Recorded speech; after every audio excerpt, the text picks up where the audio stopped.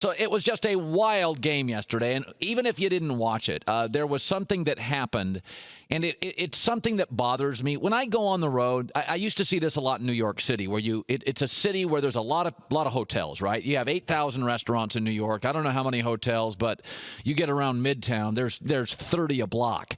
And whenever I would go to these Midtown hotels in New York, there would be a young person, often not a seasoned veteran, but you could tell it was a 19, 20, 21-year-old kid, a part-timer. Maybe it's an internship. He or she is getting credit for a hotel administration class at NYU. But this is something they're doing to make some money. They're wearing the hotel uniform, but the tie doesn't fit right, and they could probably barely afford the shirt. And I know they're part-time, and I know they're young.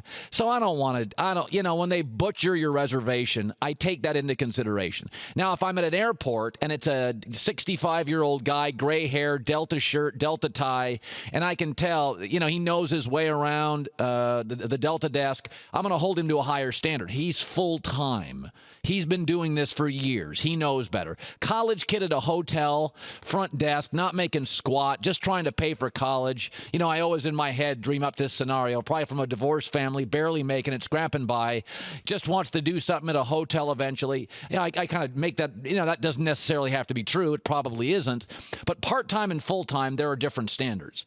So last night in the baseball game, it was a wild moment. Russell Martin, the catcher for the Jays, throwing the ball back to the pitcher, and the ball hits the bat of the batter for the Rangers, who's just kind of stretching out. Now, it's accidental. It's incidental. It's not deliberate. And the ball ricochets, and then Texas scores a run, the go-ahead run. And the only person, because the umpires took 15 minutes to figure this out, the only person, including umpires, who got it right immediately was broadcaster and former player Harold Reynolds. Here it is.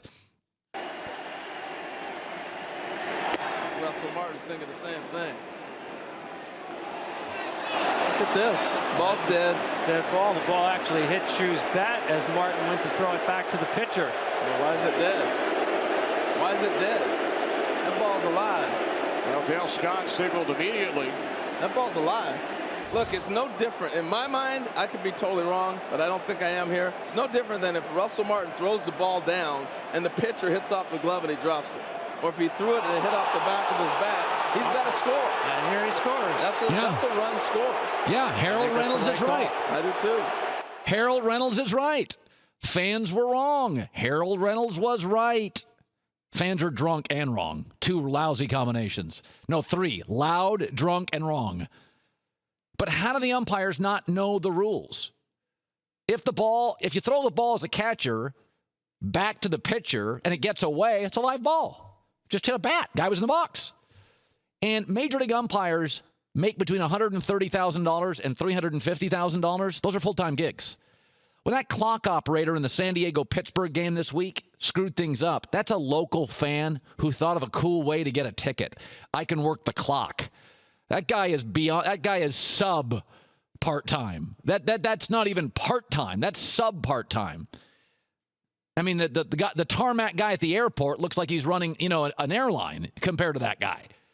So I look at situations like that with these baseball umpires, and I just don't get it. I don't get how you can be your only job as a major league, even the NFL guys are part-time. Your only job as a Major League Baseball umpire, you're making $275, and these are the playoff games. So you're getting veteran umpires. You're getting the best of the best.